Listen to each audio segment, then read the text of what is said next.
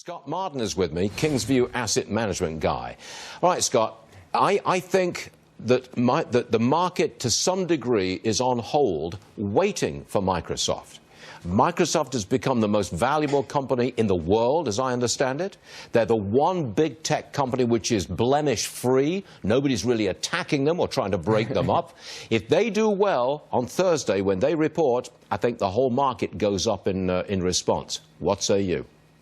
I agree. Trillion-dollar company. Stuart, a CEO, by the way, that everybody seems to love, that's doing a great job since he took over, Satya Nadella. So, yes, I agree.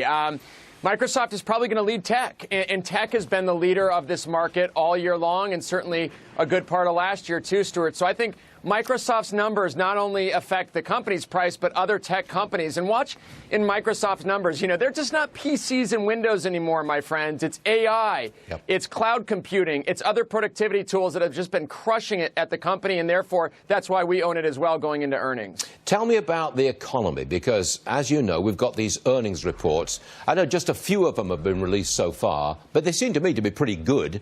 And the retail sales figures this morning were extremely strong. Seems to me like we're all concentrating on politics and the squad and Nancy Pelosi and what have you. But underneath it all, there is a very strong economy, which could push us, the whole market, into higher ground. What do you say?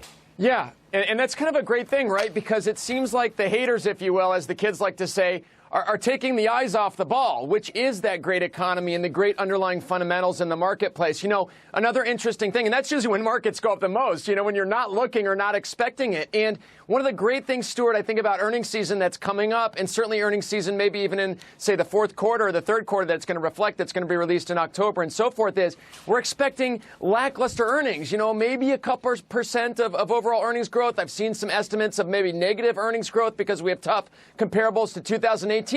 The reality is the bar is very, very low for this market. So any positivity that we get, say, starting from Microsoft, as you mentioned on Thursday, and leading through Tech Week next week and the week beyond, those could be great catalysts for the market to hit even more new highs. I shall be glued to the earnings report of Microsoft on Thursday, watching Fox Business very carefully. Scott, thank you very much, sir. Appreciate you being with us.